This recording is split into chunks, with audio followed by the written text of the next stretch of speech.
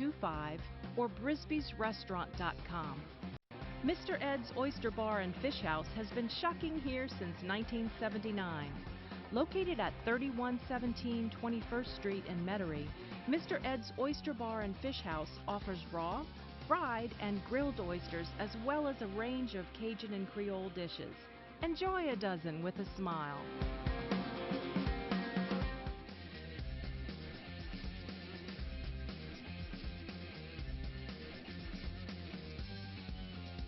Inside New Orleans Sports with Eric Asher is the first place award winner of the 2015 New Orleans Press Club's Excellence in Journalism Award for the category of Best TV Sports Show.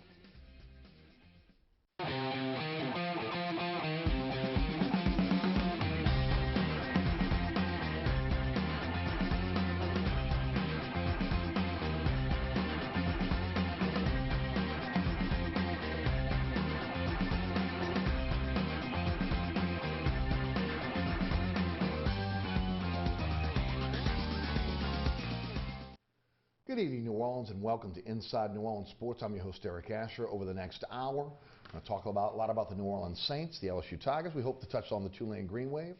Tonight's guest, Mike Tripplett of ESPN, is with us. We hope to have Christian Garrick of WWL Radio before the show ends tonight. Mike, welcome to the show. Thanks so much for coming down, as always. It's been a while since we've seen each other, and I really appreciate you giving us a few minutes tonight. Happy to be here in the new digs. Yeah, how you like them, huh? Palatial Studios. Yes. Yes, yeah, you're right. Before we get started, we always like to let the audience know a little bit about what you're involved in. Please tell the folks a little bit about ESPN and what you're doing. I got to tell you right now, first of all, you're doing a fantastic job. Appreciate that. I love the new format. It's very, very informative. Tell everybody about what's going on. Well, yeah, I mean, if people haven't caught on, it's, boy, I'm trying to think, is this my 4th year doing it already? It's been a while. Jeez. Time flies. My 12th year covering the Saints. So I work for ESPN, but I cover the team like I did when I was at the Times-Picayune. They do that in every NFL city. They cover every team on a local level and a national level. So there's a big story like Drew Brees' contract. I'm on SportsCenter talking Saints. Yeah. But if it's 1-3 Saints and 1-4 Panthers and nobody cares, then I'm still writing 3 or 4 stories a day on the blog on ESPN.com. So cover this team just like a local outlet and a national outlet. With that said, when you look at the Saints right now, on a national level, what's the perception? You know, they're still somewhat relevant nationally because they've got Drew Brees and Sean Payton in this offense that continues to be fantastic. I still think I understand the apathy in the fan base nowadays, but I still don't think Saints fans appreciate that this is still one of the elite offenses in the NFL. There's a lot of teams that are having trouble doing what the Saints are doing on offense, which is why it's such a shame that it's being wasted in these 7 and 9 seasons. So they're still relevant on that stage, and obviously they're relevant on a national stage because of this epic amount of dead money and these failed contract signings, and they're really making history with that and the defensive struggles. But you know, they're not on prime time as much as they used to be, even with the big names and the exciting offense, because look, you know, Sean Payton says it all the time, you are what your record says you are, and this is 3 years in a row that they've been a below 500 team now. Yeah. Let's start with the dead money. Let's start with the problems that the front office has had over the last few years. And honestly, when you look at it right now, there'll still be some dead money next year. Yeah. Possibility maybe Jarvis Bird may be released. At least it looks like that, at least from this year going into next year. So there'll be some more dead money that'll be mounting up. It's really hurt the progress of this team in terms of being able to really compete in free agency. You know, it's kind of stagnated. I mean, you've been at a point now where you've had to deal with bringing in kind of mid-level to low-level free agents. That's what you can afford. I think they got a little bit lucky this year, having to deal with undrafted free agents. And then you add a caveat to that. You know, the drafts I mean, really, they've had more bad drafts than good drafts in this organization when you look at it since '06. Talk about that and talk about how that's handicapped this team. Well, I will say yes and no to the handicapped part.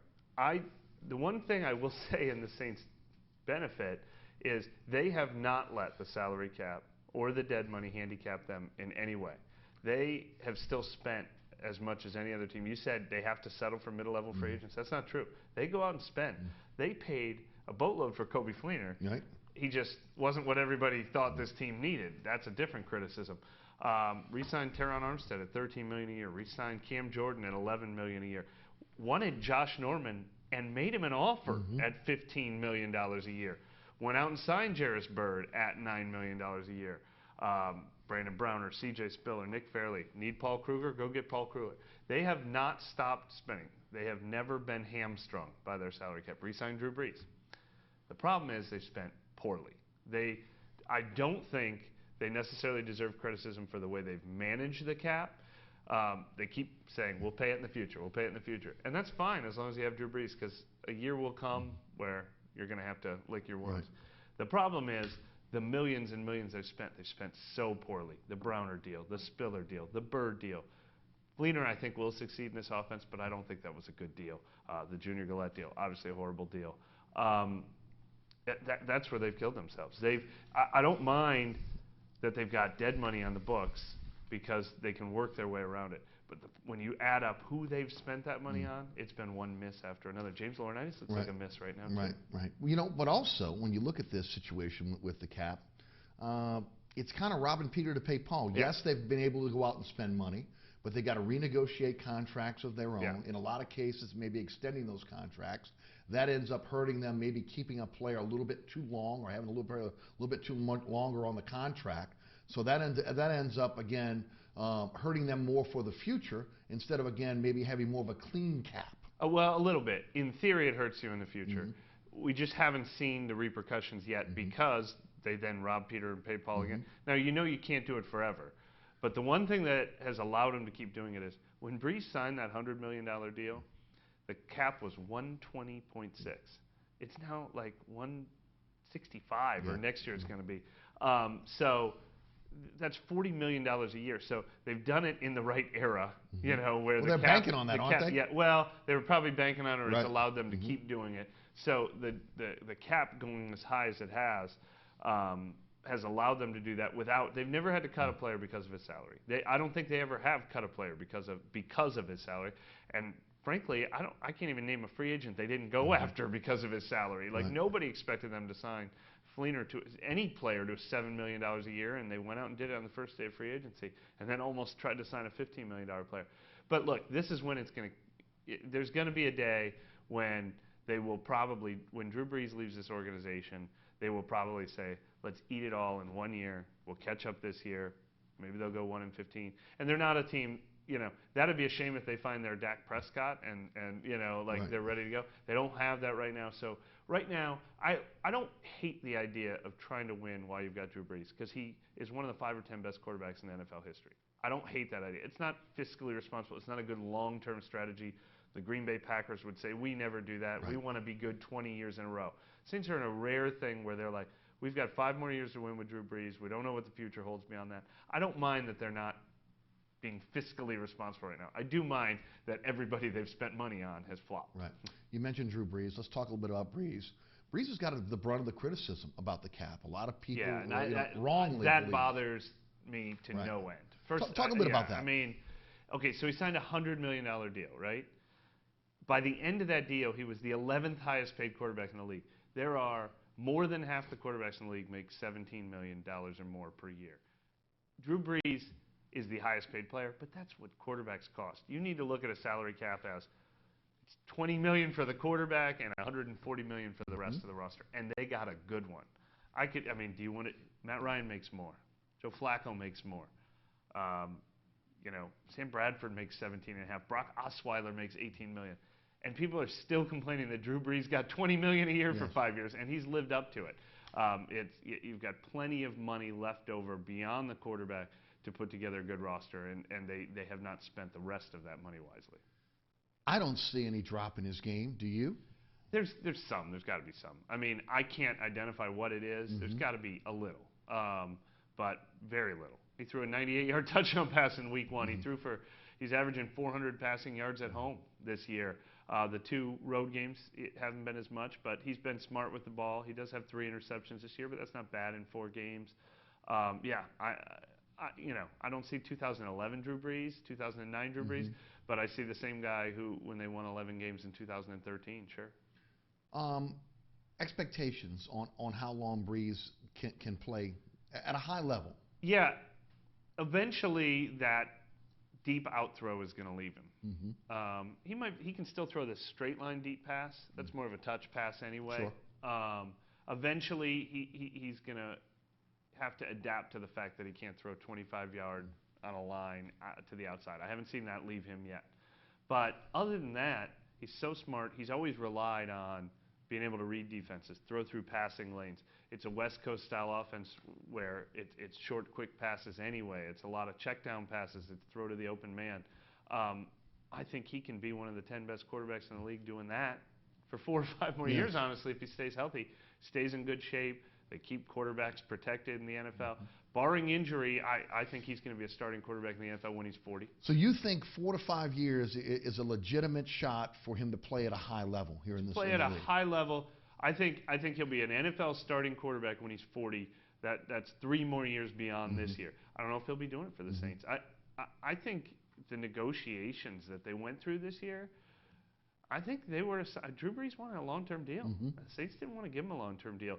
I think they're looking at the same salary things that we're talking about. I think they don't want to keep doing this. Rob Peter to pay Paul, pay your quarterback $24 million a year, or what that's what it's going to be in the next one. But I don't think they want to keep doing that if they think that means 7 and 9. Right. But I think they should keep doing it until they figure out what the next plan at quarterback is, though. But Mike, isn't that the going rate for an elite quarterback? But they might not want to they might. And don't you need an elite quarterback in this system? I think they might realize they can't rebuild while contending. Right. I think they might have to realize at some point we have to stop just using our great quarterback to finish 7 and 9, and we might have to decide it's time to blow the whole thing up and start from scratch. You know, if they're hitting on their draft choices, then they could keep him forever. I mean, then you're not even talking about the possibility of not keeping Drew Brees until he hangs up the cleats. Yeah. I mean, that's really been the downfall of this organization. Yeah. I need to do a better research on the draft. Because until recently, they haven't missed badly on any first-round picks. They've had by far the fewest draft picks. They love to trade up and trade picks away, and they lost a couple in the NFL. But then they have hit on some undrafted guys. I don't know what their batting average is compared to the rest of the league over X amount of years, except for that 14 class was, that they have nobody left after Brandon Cooks, and now the 15 class that was so promising. Stephon Anthony can't play anymore. Right. They can't get him on the field. We'll see what Andrews Pete becomes, but he's probably going to become a left guard, and you used the 13th pick on him. Howley Kikaha because of injury. I don't know what he's going to become. P.J. Williams, Garrett Grayson. All of a sudden that class is a question mark now too. I think there's some promising things about this year's draft class, but you're right. They have not completely rebuilt a talent base behind Drew Brees, and they haven't done it through free agency either. Was this new contract with Brees set up that there would be a possibility, a very strong possibility, that he would not finish his career here in New Orleans? The dead money at the end of the last 3 years of the contract, to me, was a little mind-boggling. Yeah, I didn't see why they needed to do that. Right. I could understand if that's how they structured the deal in March, because it buys them so much. Sure. But I don't understand. Yeah, you're right. The way it's scheduled now, there'd be an $18 million cap hit the year after he leaves. Next year they're going to have They're currently scheduled to be $30 million under the cap next year. Yes. So I'm like, why not just keep it that way? Then if you have to push it back, do something later. But regardless, it's just another example of you can bookkeep any way you want. Eventually you're going to have to pay. But I don't know that they are setting it up for him not to finish his career here. But I think they clearly wanted the flexibility. They did not want to say we're locking in for 4 years. They wanted to say we want to reassess a year from now or 2 years from now. Right. When you look at this offense, and I kind of touched on this a little bit earlier, it seems like you kind of need an elite quarterback to make this offense run. I would think that as Brees gets older, maybe you want to build that offensive line, and you want to build a running game to protect Drew Brees, which again could give him a little bit more longevity. If ultimately you're going to bail on Brees eventually, well, then you're probably looking for another elite quarterback to come in and run this style of offense if Peyton is going to continue long-term as the coach of the Saints. I'd love to know. I have no idea. I want to know what Peyton could do with Ryan Fitzpatrick or Nick Foles or, the next, mid-round draft pick or something. I'd be curious. Frankly, if Drew Brees, if you told me he was going to miss 4 weeks with an MCL sprain and things were going well, I think Luke McCown could win 2 games. He almost won at Carolina last year. Did. I think this offense is able to win with an average quarterback. But you're right. You would want to have a great offensive line and a great defense. The problem with the Saints is I think they could adapt and change who they are, but they can't, for anything, build a good defense. Right. So you need to have an elite quarterback because you need to win games 35-34. It'd be great if they could win games 24-20, but they can't. Right. So, I think the offense could be good enough to compete because of Sean Payton, because of the way the offense is designed, if they had a very good quarterback, but not if they have the 32nd best defense in the league. Yes. I get it all the time. I know you get it all the time. Accountability. Yeah. Why is there no accountability for losing seasons, for allowing this organization to slip? Yeah. Everybody wants to be the New England Patriots. Every year they think that you should be in contention. They feel that Mickey Loomis is stretched in too many positions with, again, overseeing the Pelicans and the Saints. People feel that ultimately Sean Payton is not accountable for what's going on in terms of the draft, free agency, and of course, ultimately wins and losses. Your thoughts on that? Well, I think there was a year in 2014 where everybody got a big slap in the face and a wake-up call that they had let things slide. I think they thought things were going well because 2013 was such a good season, and they had the number 4 defense, and things were going great with Rob Ryan, and they had all those young defensive players. They seemed to hit on Cam Jordan and Keenan Lewis and Junior Gillette and Kenny Vaccaro, that I think they coasted into 2014 thinking we're on the right track, and it blew up in their face. I think Sean Payton had let things slide. That's when the locker room culture got away from them. Veteran players realized they had let things slide. But I think their mindset over the last 2 years has been right. I think they've gone into the draft with the right mindset. I think they've gone into the season with the right mindset. I think they've had the right mood and vibe at training camp and saying it's going to be a tough training camp, all that stuff. And now their problem is they're just not good enough. But they haven't let the locker room's been really good from everything we can tell. I think Peyton's been good. They had a chance to just say, let's move on. We need a fresh start. And they looked at it and they decided, no, look, we've seen Sean Payton build an organization. We know how good this guy is. We're not going to go out and hire who's somebody who got hired this year, Mike McCoy in San Diego. It's nice to say somebody needs to be fired, but they decided Sean Payton is the best guy for this job. They still think Mickey Loomis is the best guy for this job, although I do wonder at some point if you bring in another person to assist. They brought in Jeff Ireland to run the college scouting process. Do they bring in someone else to assist with pro personnel, or does Ryan Pace end up coming back in a couple years or something like that? But, they built up equity for a reason. It's not like people are sleeping at the wheel and these guys are showing up to the office at noon and not caring and not trying. It's just not that easy to win in this league, but they have assessed things, and there's a reason why they think these two guys are the best guys to get it back on track. You mentioned Jeff Ireland. A lot of people on the outside looking in believe that maybe he has the ear of Peyton and the respect of Peyton, especially when it comes to that draft room. Some people believe that Peyton needs to relinquish a little power, that ultimately he needs a strong general manager and allow him to coach the team. That, one of the things that the problems now is that he's got his hands in too many things when it comes to the organization. And, at the end of the day, he should concentrate on again, putting together a great offense and making sure you got the right 53 to be able to go forward for the season. Mike, you're there every single day. What are your thoughts? Well, I think that's one of those. It's easier. It's a hindsight 2020 thing. I was just talking to somebody, and I used an example. Things are going great in Minnesota. And if you read a story that Mike Zimmer, man, he's a Bill Parcells disciple, and he runs everything. He wants to know what color the napkins are in the bathroom.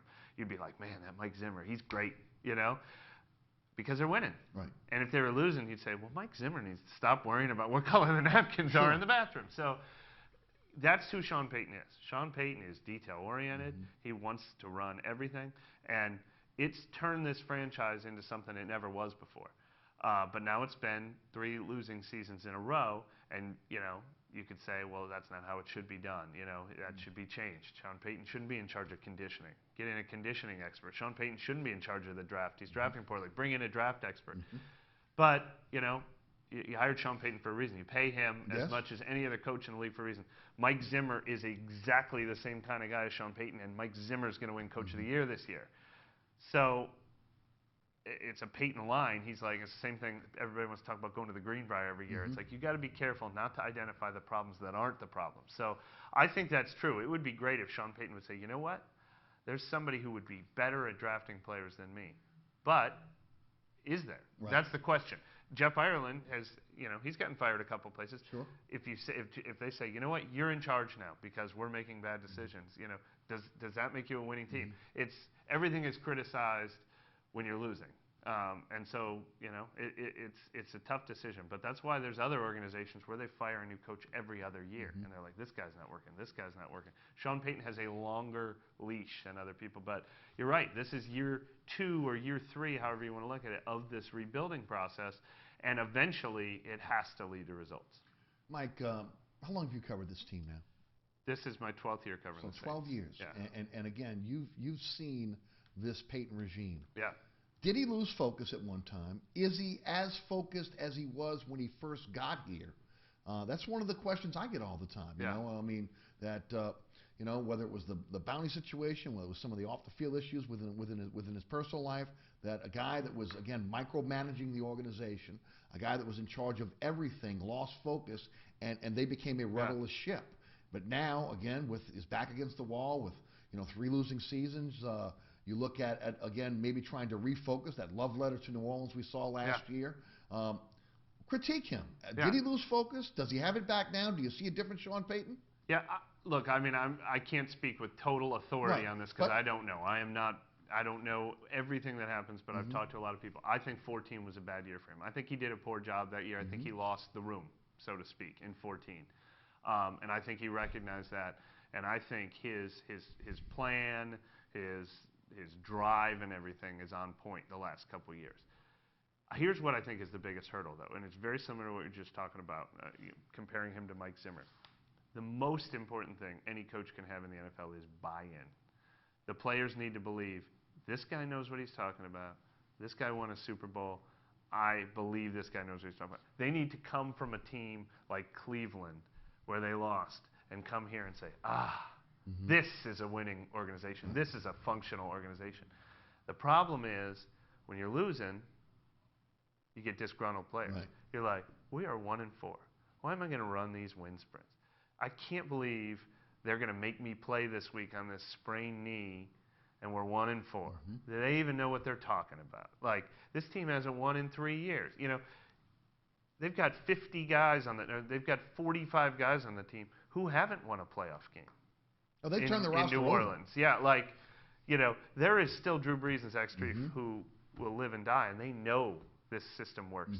There's 25 guys in the room who probably think, I don't think this system works. That's the problem. I don't think it means that Payton has lost his magic, but he's got to re-earn that buy-in from the players. They've got to go 4-0 and have everybody say everything that comes out of Payton's mouth, he's brilliant. You know what I mean? So a coach has to earn that every year. He's also been criticized for his allegiance to coaches. I got a Twitter follower today that sent me the question, why does Joe Vitt get a pass? Yeah. Steph, I've talked about it on my radio show in the past.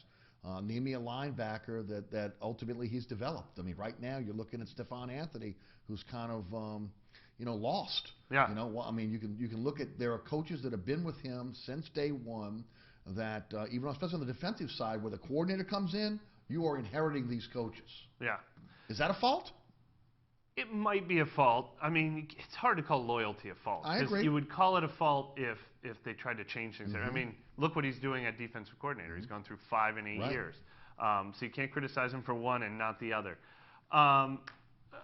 Joe Vitt's a tough one. I'm going to get to him third because the other ones you hear all the time are Greg McMahon and Bill Johnson. I think people have a pretty short memory with Greg McMahon and Bill Johnson. Greg McMahon, I saw people on the internet trying to say, well, it's because they were at Eastern Illinois together. Well, Greg McMahon helped design Ambush, which won a Super Bowl, and the Steve Gleason block punt that we were talking about. I mean, this special teams has been pretty mediocre in some areas. They've been one of the best punting and punt coverage teams in the league. They almost set an NFL record there a couple years ago with Thomas Morstead.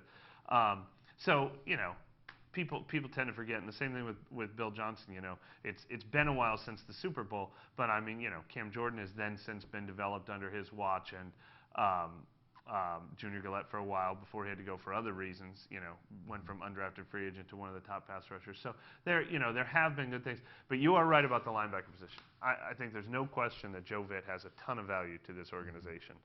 He's the guy who gives the speeches on Saturday. Every player from Steve Gleason in the previous era to Scott Fajita to guys who play for him now, you know, talk about loving Joe Vitt. They're always going to remember him. I think he belongs in his assistant head coach role. But there is something about the linebacker position. You know, and they've had assistant linebacker coaches over the years. But I do understand that fan criticism.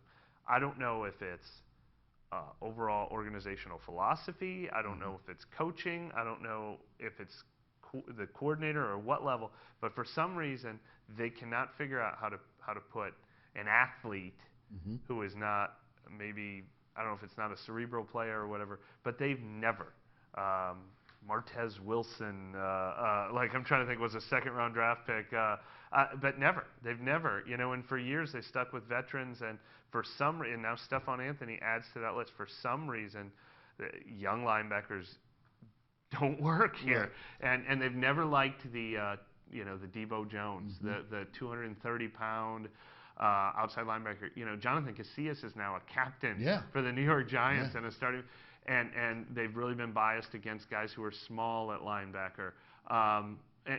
That is a position where I don't know if it needs to be Peyton or the front office or Joe Vitt or whatever coordinator. They've got to figure out a different way to make it work at linebacker, because that's a position where I think you could get some athletes on the field. They're about to play a team that has Thomas Davis on it. They need a Thomas Davis on this team. Right. You're watching Inside New Orleans Sports. Mike Tripplett is our guest from ESPN. We're going to take a quick break. We'll be right back. Again, every Thursday night right here on WLAE-TV with our live broadcast at 6 p.m. Fridays at 10 p.m. here on LAE with our rebroadcast. Of course, statewide every Friday night, 9 o'clock on Pelican Sports Television. You're watching Inside New Orleans Sports. Don't go anywhere.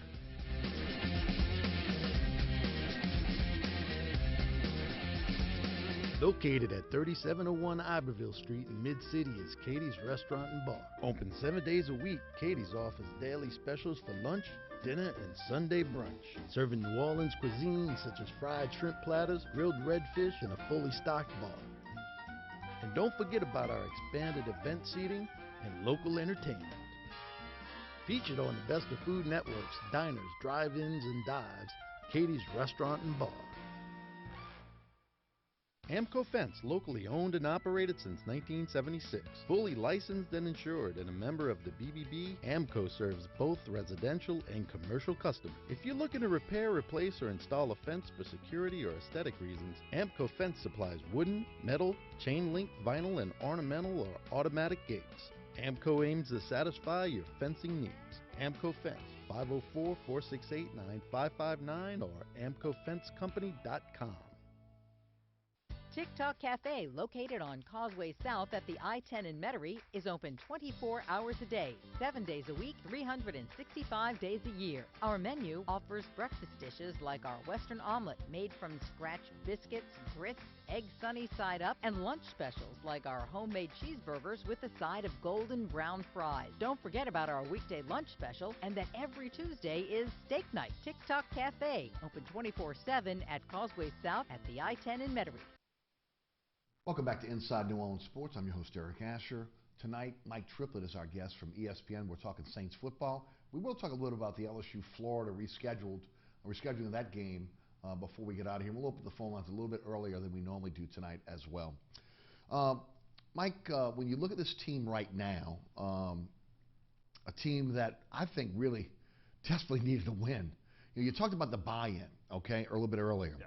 when you are losing preseason games after you said we're putting an emphasis on winning, when you come out the gate losing, and then when it looks like almost divine intervention to be able to beat a San Diego team that, quite frankly, again, had you pretty much beat until 2 fumbles down the stretch, it had to be a sigh of relief for everyone in that organization. Oh, especially going into a bye. No doubt, coming into a bye, which again, then you got to listen to everything that's going on. You got guys that got are staying here getting treatment, even if you're going away to get away.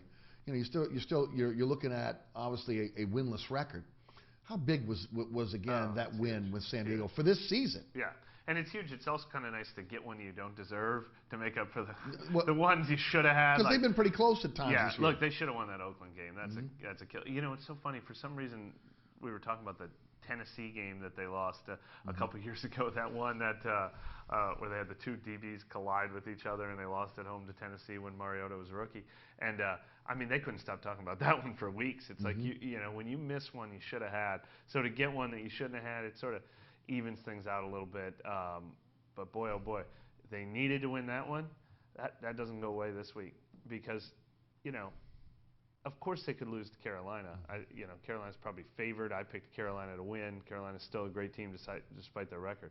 Then you go at Kansas City. Then you got Seattle. Then you go at Carolina in a short week. It's like, win them while you can. And this, it seems like a time to still get Carolina while they're still trying to figure things out. And you're at home, which suddenly they can't win at home either, which is just crazy. But they better not go 2 more weeks in a row without another win. Right. I don't know if it was by design or just because of injury. But I do like the fact that in that San Diego game, we saw more newcomers make an impact. I kind of went through this last week. Bell, Stuper, B.W. Webb, Kruger before he got hurt, Fairley, Tapp, Crawley on the defensive side of the ball, Thomas, Kuhn, even Turner coming in as that kind of third tackle. Fleener on offense. All those are again newcomers to this team. Michael Thomas. Yeah, I mentioned them. That made an impact. That made an impact on this team.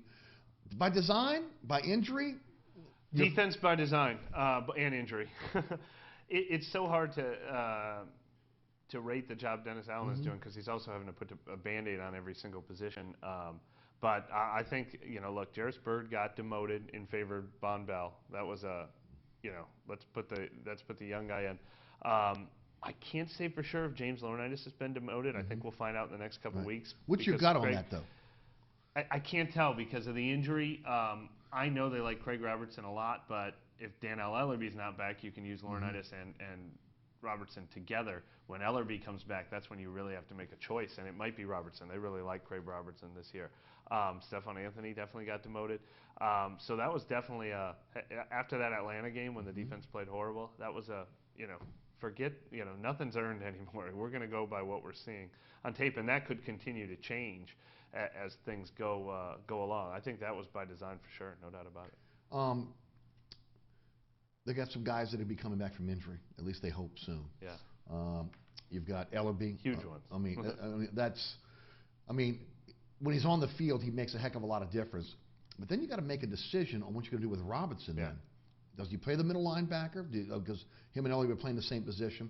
What do you think happens there? My guess is that on passing downs, Robertson and Ellerby will be on the field together because they're the 2 best pass coverage linebackers. In base downs, I don't know if it's Robertson or Laurinaitis playing middle linebacker, and Robertson's versatile enough that if you got 3 linebackers on the field at the same time, it can be Robertson on the strong side. But yeah, on passing downs, which is 75% of the time, I wouldn't be surprised if it's Robertson and Ellerby. Unfortunately, Ellerby just cannot. I thought for sure he'd be back on the field this week, and he's not yet. I've heard rumors it's a torn quad. Do you think that? For this to be this long. Yeah, it's possible. Although, I guess they couldn't have put him on IR anyway if they wanted to save that for somebody else. But I didn't think it was going to be that long for him, but I don't know for sure. Yeah, because all of a sudden he was out there and he was injured. Yeah. Rankins, and he looked really good in the preseason. That is such a difficult position to transition from college to pro. Now he's coming in. Obviously, he'll have fresh legs, but he'll be trying still to get back. Trying to with again the rehabilitation, getting his body back. Getting the weight room, kind of getting his wind, everything that has to go with being an injured player. How much can fans expect him? How effective can he be? I think they should definitely limit their expectations. Now, he's a super talented player, so maybe he will be really effective down the stretch. Like, I never would have guessed, if you would have told me Tim Hightower was going to play for the first time in 4 years and run for 100 yards every week, I never would have guessed that. So you can't rule anything out. But, yeah, I mean, you got to take into account that it was a leg injury, too. So that's got to affect conditioning for a big guy. Sure. I think it'll take several weeks for him to get his wind back. And luckily they have Nick Fairley, who's playing very well. Yes. And Rankins could come in and play 15 snaps a game at first. So he's going to help, but he's not, he's not the savior, but he's going to help. The savior is probably next on your list, Delvin Breaux. Just throw into Delvin Breaux. And how quickly do you think he's to come back? I mean, they originally said, we haven't seen him on the practice field yet. I think the first time we see him on the practice field, I bet he probably won't play that first week. So that makes me think it's at least two more weeks. Boy, oh boy. I mean, first of all, he could be, I think maybe it's Cam Jordan, maybe it's him, could be the best defensive player on the team. That's one. But when he's your number one corner, and now Sterling Moore and Ken Crawley are a 2 and a 3, or maybe you use 3 safety packages in your nickel with Von Bell and Jarrisburg. I mean, what a difference that makes. What a difference that makes. Because Sterling Moore and Ken Crawley have both done really well. But you want them to be a 2 and a 3, or maybe a 3 and a 4, not a 1 and a 2. Yes. And Delvin Breaux is a bona fide 1. Let's stay with I want to go back to injuries in a moment. Let's stay with the cornerback position for a moment. Crawley, talk about him. Thrown into the fire, undrafted free agent. There's a reason why he was undrafted. He's got some flaws in his game. All of a sudden, he's asked to be, in some cases, the number one corner on this team. He's made some rookie mistakes, but you got to live with that. What do you think about him so far? They like him. I mean, there's no doubt about it. Peyton, there's a, covering this team long enough, there's a difference in compliments sometimes. Yes, absolutely. He's a pretty good player, and they like Crawley. They like his makeup. I think they like his mental makeup and his attitude. They're going to keep trotting him out there. And they're going to, just today, Sean Payton was asked about Carolina's young secondary, and he goes, hey, listen, you've got some young guys. Sometimes you got to throw them out there early, but and you see some of the growing pains. But he listed 2 guys: the kicker Will Lutz, who Peyton loves, and Crawley, who Peyton loves. And then John Gruden came into town, and he and Peyton are close. And John Gruden he called Crawley his favorite player on the Saints at one point. So they're really impressed by what he did against Julio Jones. Even that didn't seem like a good game for the defense. So yeah, of course he's a rookie, and he plays a position where he's going to get picked on from time to time. But I think there's some potential there. Well, I guess one of the mysteries that this year is Teron Armstead. He's in the off season. He has the knee surgery. I mean, the guy played on one leg like the last 4 games last year, and I thought he played incredible. I mean, playing against speed rushers, being able to play that position at a high level. He goes in the off season, gets the surgery. You figure he's going to be back. They really kind of slowly put him in, and then after week 2, after he struggled, we haven't seen him. Complications to the surgery? Do you have any idea what's going on? Do you expect him back? Yeah, I wouldn't say, and I'm trying to even think of the surgery that you're referencing, what he ended up having at the end of last year, and I'm not sure that it's the same thing. He's missed. This would be 4 weeks. There are a lot of varieties of knee injuries that are the 4-week version, whether it's a sprained MCL, sometimes meniscus tear. So there's varieties of surgeries that could be 4-week issues. I think there is optimism that he's going to be back sooner than later. I keep thinking maybe he'll be back on the practice field sort of on that same timetable as Delvin Breaux. And Armstead, unlike Rankins, I think he's a guy who, even if he's playing at 75%, if you get him for the final 8 games, that's a huge boon. 866-3200 is the phone number if you want to get involved in tonight's show. Mike, with that said, Andres Pete, been in battle, but I think he's played done a pretty decent job, played pretty well at the left tackle position. No question. And really, the offensive line, I think people were more panicked about the offensive line after the preseason than anything. Rightly so, though. I mean, well, sort of rightly so. But this is my look. Especially at the guard position when they were having problems. But I will pat myself on the back for one thing, and that we watched the preseason, and my prediction after the preseason was, I think it's going to be the exact same Saints team they've been. I think the offensive line will be fine because really it's the same offensive line as it was last year, and I think the defense is going to continue to struggle, and we've seen both things happen. So we got a false sense of both in the preseason, but re-signing Jari Evans has obviously helped stabilize things a little bit. But look, with Andres Pete, what they've figured out is left side of the line. they knew when they drafted him he wasn't going to play left tackle. So that's why they kept trying to force feed this right guard to eventually replace Streif at right tackle. And then every time he comes over and plays left tackle, he's so much more natural and comfortable that it finally dawned on them way too late. I did not understand what took so long. Why not left guard instead of right guard? And that was the key, I think. He's just so much more comfortable, so much more confident. I don't know that he's ever going to be a star player, but all of a sudden he looks like he belongs as a starter in this league at least. Switching back to the defense for a moment, Nick Fairley has played well. Yeah. If anything, there's going to be a criticism with Nick Fairley, but we've seen this in other stops, is without that rotation we should be seeing out there with Rankins, he's gotten a little tired at times. Yeah. But you got to like what he has done. Well, that's what the coaches said about Fairley. They said the key to his last 2 weeks has been that they've trusted David Onyemata to come in and play and how's he progressed? A healthy amount of snaps. Onyemata's not putting up the same kind of numbers, but they've been really high on him, and they said now that we can count on him for 20-plus snaps, we can spell Fairley, and when we get fresh snaps from Fairley, we get great snaps from Fairley. So, which speaks to when Rankins comes back, all the better too.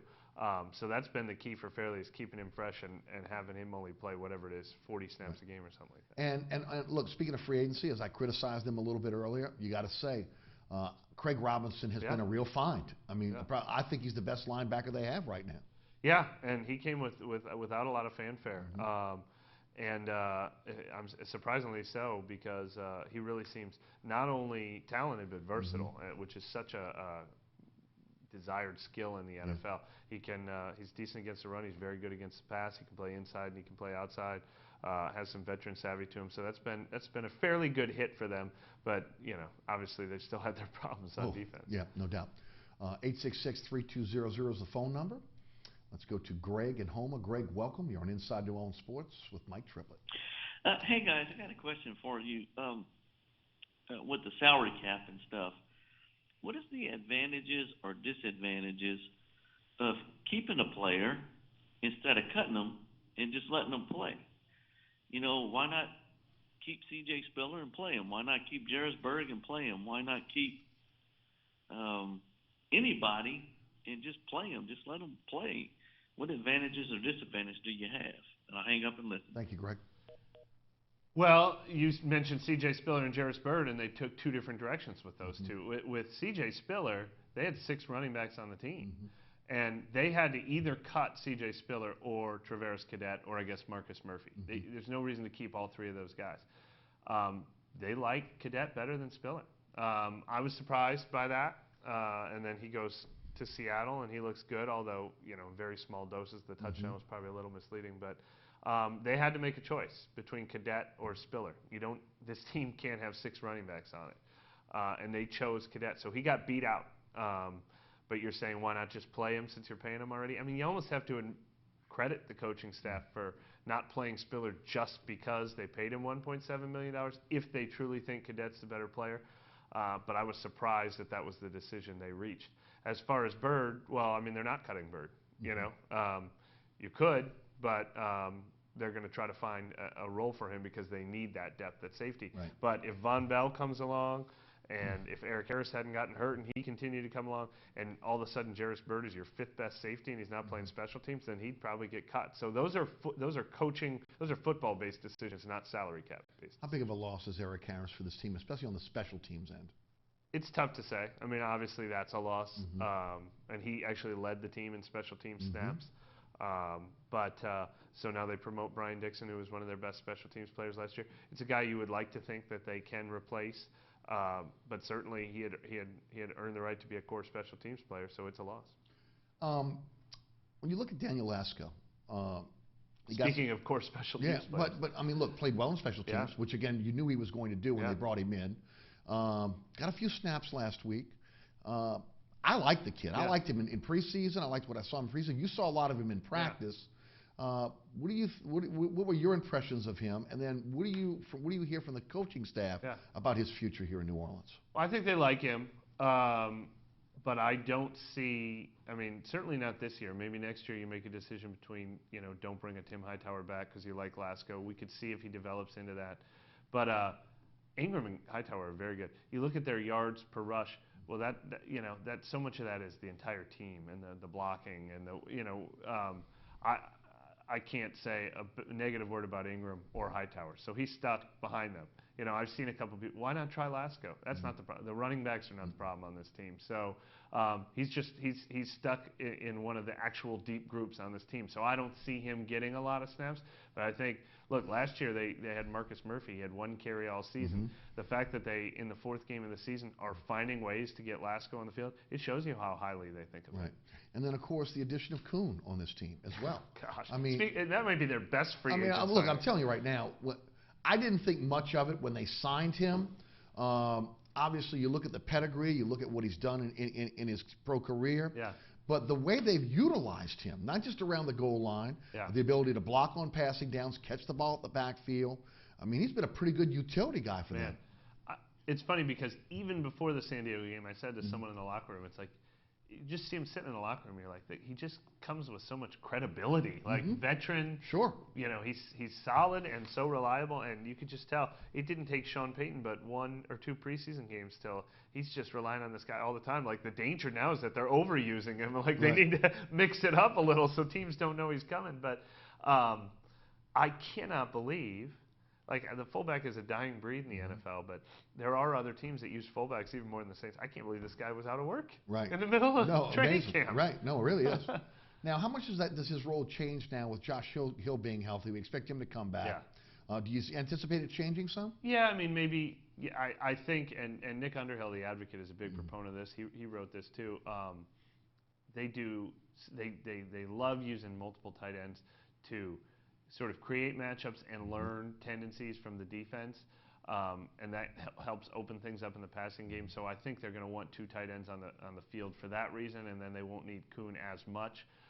So Kuhn would be, probably his snap counts would go down a little bit, but certainly in those short yardage roles as both a lead blocker and a ball carrier and a pass catcher out of the backfield, Kuhn will remain in that role. I'd like to go back to the linebackers for a minute because the big topic this week has been Stephon Anthony and his progress kind of retarded in a way. What do you think it is? Was it moving from the middle linebacker to what is it, the weak side, strong side? Was it? I mean, is he swimming right now? He's got the athletic ability. Yeah. He played fairly well last year, but seemed to be lost at times in terms of getting guys in a position, calling the defense. But just pure athleticism, he was all over the field. Right. Well, I wrote a lot about this today, and you can check that out on ESPN.com because I tried to dive into it. Here's the one thing, the very popular fan outcry, which I'm sure you're hearing on your radio show all the time, is play him. He's a first-round pick. Play him. Let him figure it out. The guy's obviously talented. Let him figure it out.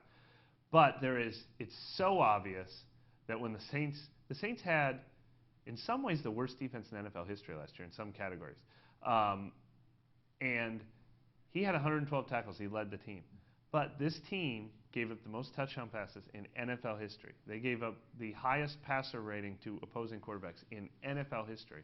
And the Saints clearly identified the fact that they were lost out there in pass coverage because it wasn't number 1 receivers killing this team. It was tight ends. It was running backs, tight ends. Their linebackers couldn't cover anybody last year. So you got to trust that they decided this is something we have got to fix. We've got to find a role for him. So the next thing you obviously say is, all right, so let's find a role for Anthony where we feature his athleticism and his playmaking ability. And he doesn't have to think so much. He can read and react. And so they thought the move to strong side linebacker would be the best way to feature that and bring in a quarterback of the defense. Well, that obviously hasn't worked out. It's not his natural position. He's obviously either not comfortable there, not picking it all up there, not doing things that they recognize are working. So they're kind of caught between a rock and a hard place. They do want to feature this guy's athleticism. They drafted him in the first round, but they haven't found the right fit. I guess you could maybe say, can he play middle linebacker and someone else could call the signals? But they like Craig Robertson a lot. Right. So they don't want to put Anthony at middle linebacker and bump Robertson off the field. So I don't know. I mean, they do have to figure out a way to utilize his strengths. But right now, especially when Ellerby comes back, and as we said, they only keep 2 linebackers on the field at once, he's not one of the 2 best linebackers on the team right now.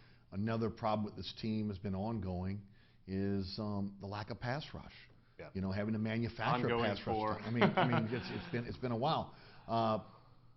Do you see a resolve to that solution or a solution to that problem going forward? They got it a little bit on Phillip Rivers when San Diego decided to start throwing on every down. It's got to come up the middle. Right. Fairley's been doing it for a couple weeks. It would be great if Rankins could help him do it.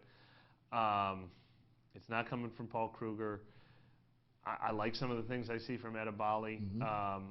Dennis Allen blitzed a lot more in the second half, although the blitzes weren't all that effective. Right.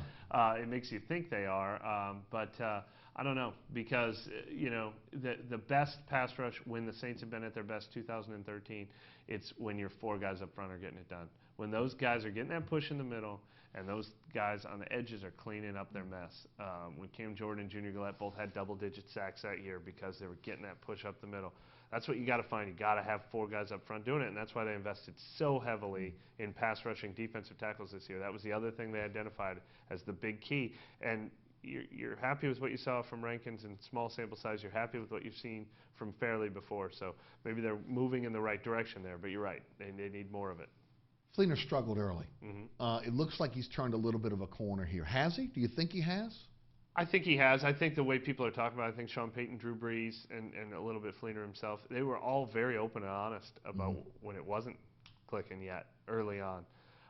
It was funny when Fleener admitted, somebody asked him about, you're from Stanford. People expect you to be able to pick up an offense. And he's like, I know. I feel bad about it. Right. But, hey, the Saints offense is good and it's complicated, and it takes a while to adjust. But, I mean, if you're going to trust anyone to figure out, we're talking about the same thing with Stephon Anthony. And actually, when I asked Peyton about Stephon Anthony today, he brought up Fleener as an example. He's like, we had to do the same thing. You have to say, okay, what is he good at?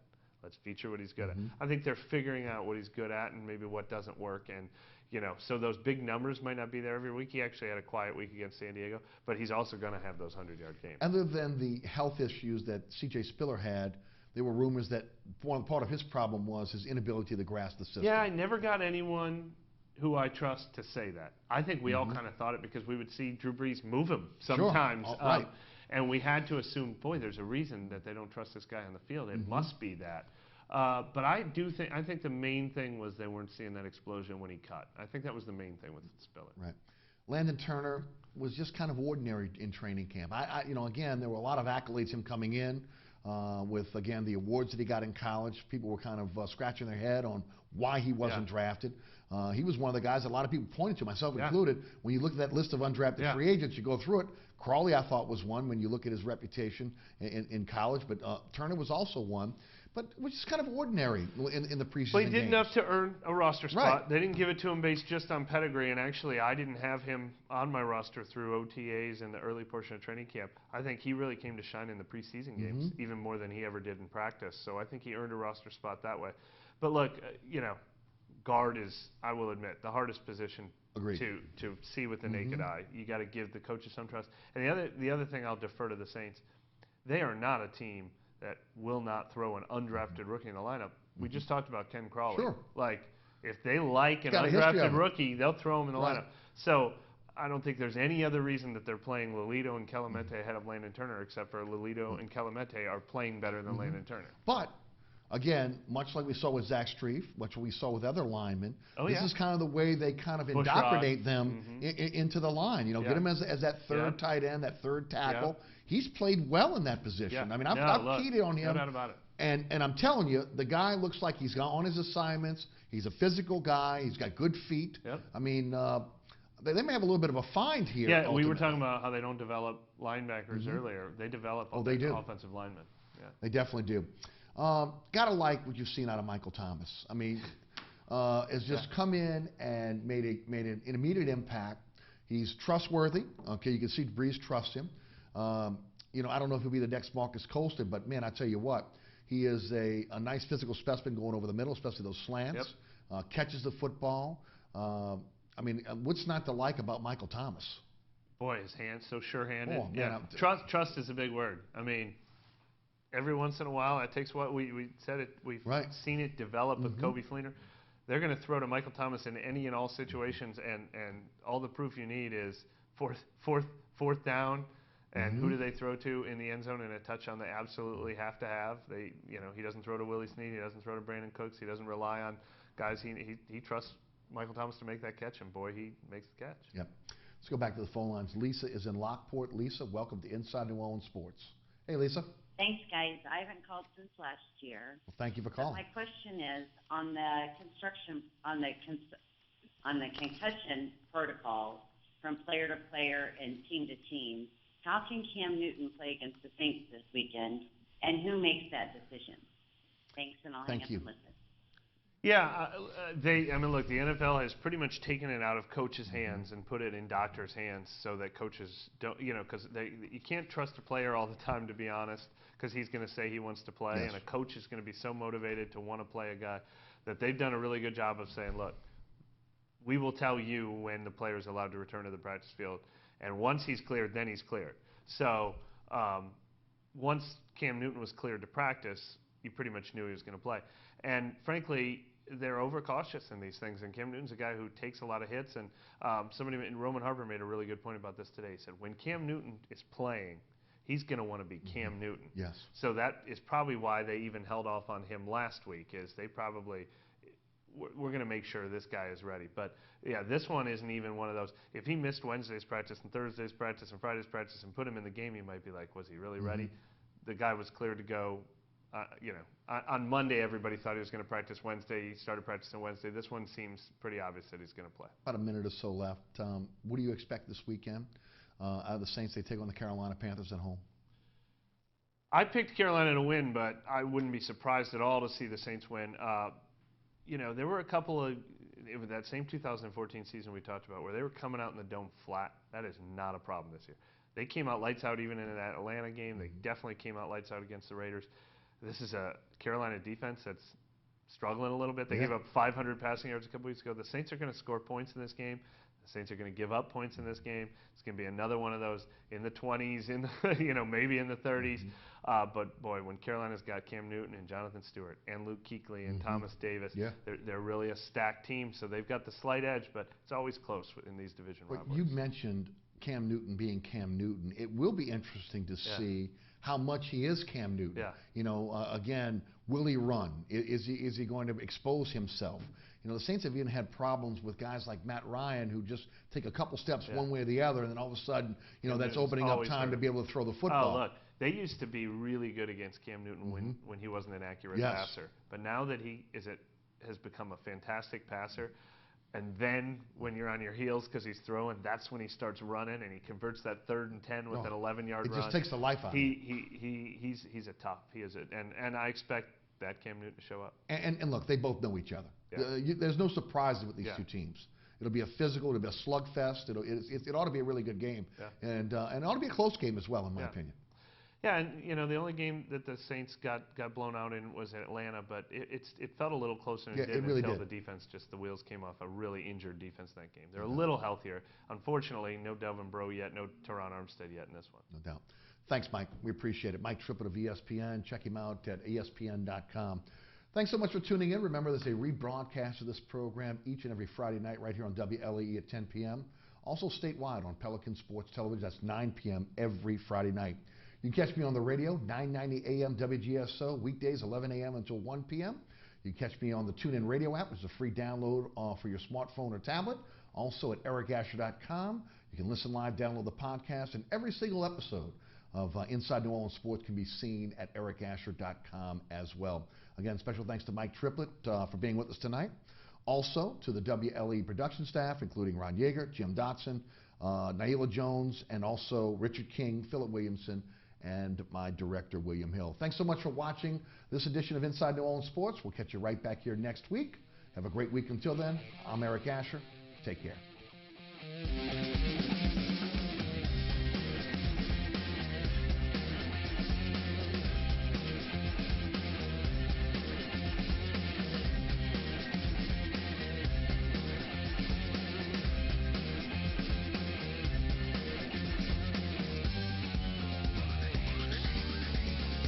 Inside New Orleans Sports with Eric Asher is the first place award winner of the 2015 New Orleans Press Club's Excellence in Journalism Award for the category of Best TV Sports Show.